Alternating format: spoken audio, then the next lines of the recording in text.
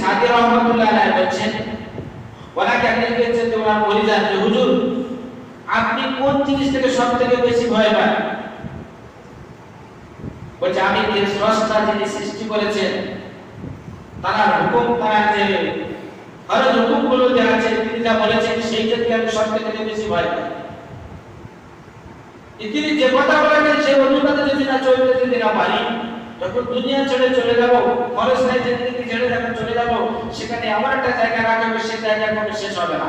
কিন্তু যদি সেখানে বিকল্প একদিন চলে যেতে যায়, যদি দ্বিতীয় কাকে ভয় করো? বলে দ্বিতীয় ওই ব্যক্তিকে ভয় করি যে আল্লাহর হুকুমের থেকে ভয় করে। আমি দ্বিতীয় নম্বর ওই ব্যক্তি থেকে ভয় করি যে ব্যক্তি আল্লাহর হুকুমের থেকে ভয় করে। সেটা কোথায় কি বলবো কোনো ঠিক ঠিকানা নেই, আছে কি যে আল্লাহর হুকুমের থেকে ভয় করে?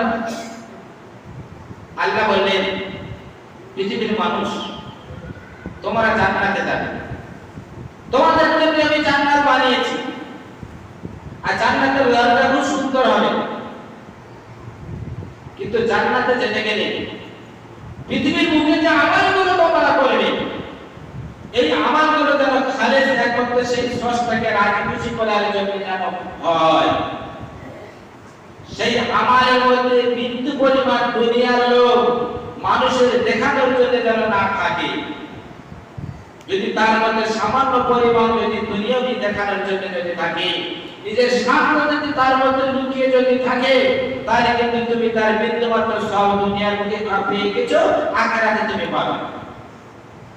এখন বলুন, আমরা যারা আজকে নামাজ পড়তে এসেছি, এখন আল্লাহর ভয়ে এসেছি, আল্লাহর হুকুম আদায় করার জন্য, এই যে আল্লাহর হুকুম এই জন্য এসেছি, না বাড়ি থেকে বউ ছেলে বলে কেউ কিছু বলবে, আত্মীয় স্বজনকে কিছু বলবে সেই জন্য এসেছে?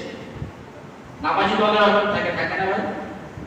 কেউ নামাজ পড়ে আল্লাহর উদ্দেশ্যে, কেউ নামাজ পড়ে মসজিদে কি হয় দেখার উদ্দেশ্যে, কেউ নামাজ পড়ে আবার কে কি আলোচনা করতে সেটা শুনে অন্যদের কানে পৌঁছতে সে উদ্দেশ্যে। হয় না ভাই? এখন এরা নামাজে আছে না? এরা নামাজে আছে, কিন্তু এই সমস্ত নামাজের দ্বারাই ওই রকম যদি নামাজ যদি আমরা যদি পড়ি, সেই নামাজের দ্বারা আল্লাহ বলেন ওয়াসিবাল্লাযিনা তাকাও, হে পৃথিবীর মানুষ, আমি আল্লাহ তোমাদের জন্য এরপরে বলছি আমি তোমাদের জন্য জান্নাত বানিয়েছি, আর জান্নাতে তোমাদেরকে দেবো, কিন্তু তোমরা একবার আমার আল্লাহ তুমি একবার ভয় করো। ইয়া আইয়ুহাল্লাযিনা আমানু, ইয়া আইয়ুহাল্লাযিনা আমানু তাকুল্লাহ, হে ঈমানদারগণ তোমরা ঈমান এনেছো, ঈমান আনার পরে যেরকম ভয় থাকার কথা, আল্লাহর হুকুমের দিকে যেরকম মানার কথা, তোমরা সেই রকম মানো, তাহলে কিন্তু তোমাদের জান্নাত দেওয়া হবে। আর যদি আল্লাহর হুকুমকে তোমরা সামনে রেখেছো, নামধারীতে পড়ছো, কিন্তু পেছন থেকে তোমাদের সমাজ অন্তরের মধ্যে হিংসা বিদ্বেষ ঘৃণা সব থেকে যে বেশি আছে, তাহলে সেই আমল তোমাদের কোনো রকমের কাজে আসবে না। একজন ব্যক্তি যদি বলে এই মানুষটা বাঘের বাচ্চা, তার মুখটা তার বুকটা ভুলে কিন্তু বড় হয়ে যায় না ভাই?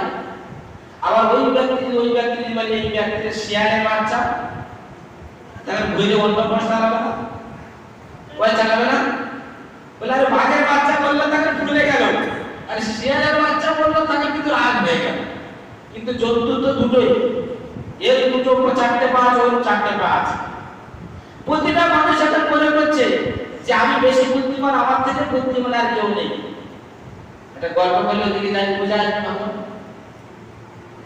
এখন এক জায়গায় অনেক লোক জমা হয়ে আছে, শিয়াল আর বাঘ দুজন বন্ধু করেছে, শিয়াল আর বাঘ। তো বাঘ বলছে আমি শিকার করতে ওখানে যাব, কিন্তু গেলে হয়তো আমার উপরে হামলা হতে পারে, আমি ওখানে গিয়ে দরকার নেই। শিয়াল বলছে আরে তুই বোকা আছে, তুই তো বাঘ, তুই ওখানে থাকতে হলে কেউ হামলা করতে পারবে না। বলছে না রে, জনসংখ্যা অনেক বেশি, এ হামলা করলে আমাকেও অবস্থা খারাপ করে দেবে। হ্যাঁ বলার পরে শিয়াল বলছে তুই এখানে থাক, আমি একটু মোবাইলে দেখে আসি।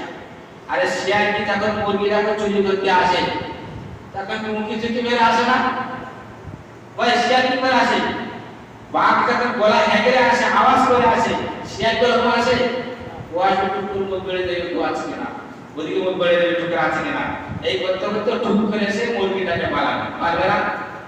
কিন্তু বাঘ যখন এসে শিকার করবে ও কিন্তু এসে হাঁক করে বলবে, আওয়াজ নেই বলবে, বলবে না। শিয়াল এসে মুখ বলছে দিলে যে লোক কাছে কিছু কোনো ব্যাপার নেই, কে বলছে দেখ তুই বাঘ তো, আমার এত রকম সাহস আছে, তুই কেন যেতে পারবি, তুই যা বলে ভাই। বাঘ বলছে না ভাই আমি যাবো না। শিয়াল তাকে বলছে দেখ এত যদি তোর ভয় লাগে আমি তোর সঙ্গে আছি, তোর যদি ভয় লাগে তোর লেজে আমার লেজটা বেঁধে দে। শিয়ালের লেজে বাঘের লেজটা বেঁধে দিয়েছে, দিয়ে এখন দুজনে পাশাপাশি আসছে, শিয়াল একটু আগে আছে। আচ্ছা দাবড় দিলে শিয়াল আগে পালাবে না বাঘ আগে পালাবে? কে পালাবে আগে? কথা বলছে না। শিয়াল তো চালা শুরু করবে, বাঘ পালাবে, আর বাঘের দাবড় বাঘের লাভ আর শিয়ালের লাভ এক হবে। বাঘ লাভ করে কত হাত যাবে? 21 হাত 10 হাত, আর হরিণ লাভ করে যায় 21 হাত, কিন্তু তুমি ধরে না। তো বাঘের আগে যখন শিয়ালের তখন লাগে তখন মাথা থাকলো, এখন আসছে, আসার পরে দেখছে জনসংখ্যা বেশি, তখন শিয়াল ঢুকে পড়ে যাচ্ছে। যখন বলছে এই বাঘ আসছে চল ধর, যেই বলেছে বাঘ তো পেছন থেকে দৌড়। শিয়াল তো আর কোনো মতে দাঁড়ায়নি, বাঘের যখন লাভ দিচ্ছে শিয়ালের লাগে শুনতে বাধা আছে বাঘ, বাঘের লাভে শিয়াল তো হেলে চলেছে, ও আর লাভতে পারছে না, দেখো জলা থেকে ছিঁড়ে চলে গেছে। কিছুদিন যাওয়ার পরে বাঘ তাকে দাঁড়িয়েছে, শিয়াল তাকে চেপে দিকে কাজ হয়ে গেছে। কি রে ভাই কি হলো, তোর লাভের জ্বালায় তো আমি শেষ হয়ে গেল। তা মনে করছেন যে আমরা খুব চালাক, মনে করছেন যে আমরা খুব চালাক, আল্লাহর হুকুমের ফাঁকি দিয়ে আমরা চলেছি। আর মোল্লা মৌলবীরা যারা শিয়াল, এরা মনে করছে কিছু জানে না, এদের ফাঁকি ধরে চলছে, কোনোদিন নয়।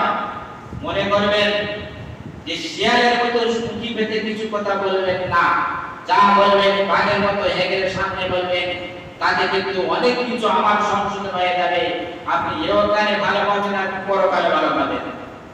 আমরা যে আল্লাহর হুকুমকে আজকে আদায় করতে আমরা এসেছি, আল্লাহর হুকুম আদায় করার পর আজকে মানুষের চোখে আমরা ফাঁকি দিয়ে চলে যাব, যাব না? কোনো মানুষ একটা বুঝতে পারবে না আমার মত ইমান কি, যে ইমাম আসমান থেকে নিচে নেমে এসেছে আর বড় বিধান করে 500 টাকা আতর টাকা আছে, আপনি যদি নামাজে ভুল করে যান ইমাম কোনোদিন বুঝতে পারবে ভাই পারবে? নামাজে পড়ে 10 রাত পড়ার কথা আপনি দুটো গান দিয়ে ওপরে চলে গেছে, ইমামের চোখ তুলি বুঝতে পারবে কি? তাহলে এগুলো সেই স্রষ্টা যিনি আমাদেরকে সৃষ্টি করেছেন, তিনি অন্তরের খবর, তিনি কিন্তু বলতে পারেন যে বান্দা তুমি হুকুম করতে গিয়ে, আমার হুকুম পালন করতে গিয়ে তুমি কি করেছো, আমি আল্লাহ কিন্তু সেটা জানি, ছাড় দিয়েছি। মাছ কিন্তু খেবলা ছেড়ে পুকুরে পালাতে পারে, কিন্তু যখন পুকুর ছেঁচা হবে তখন ওমারের পালানোর কোনো জায়গায় থাকবে না, থাকবে? কিন্তু যা ছেড়ে তুমি পালিয়েছো, কিন্তু পুকুর থেকে তুমি পালাতে পারবে না। তা তোমরা বান্দার সামনে এখন ফাঁকি মেরে চলে যাবে, কিন্তু আল্লাহর সামনে তোমরা সেদিন ধরা পড়ে যাবে। ওই জন্য ভাই যারা বয়স্ক আছে, আপনাদের উপরে আল্লাহর উপরে এখন ফরজ হয়নি, 60 বছরের পরে ফরজ হয়। যারা 40 বছরের তো ফরজ হয়েছে। তো আমরা যে আল্লাহর হুকুম যেগুলো আদায় করি, সূরা ফাতিহা পড়ি, অন্য সূরা যেসব পড়ি, নামাজের রুকু সিজদা যেগুলো পূর্ণভাবে করি, এই নামাজের রুকু সিজদাগুলো যদি আমরা পূর্ণভাবে যদি না করতে যদি পারি, তাহলে আল্লাহর দরবারে আমাদেরকে কবুল হবে না। নামাজের মধ্যে ভিন্ন জাতিদের কত দৃঢ়তা, কত বিশ্বাস দেখুন। আমার কাছে কয়েকদিন আগে একটা হিন্দু লোক এসে বলছে, ইমাম সাহেব আপনি কি পাড়ার ইমাম সাহেব? আরে আমি ইমাম সাহেব, কি হয়েছে বলুন। তো বললো সবার সামনে বলবো না, আপনার সঙ্গে পার্সোনাল কিছু কথা আছে, বলুন। ওই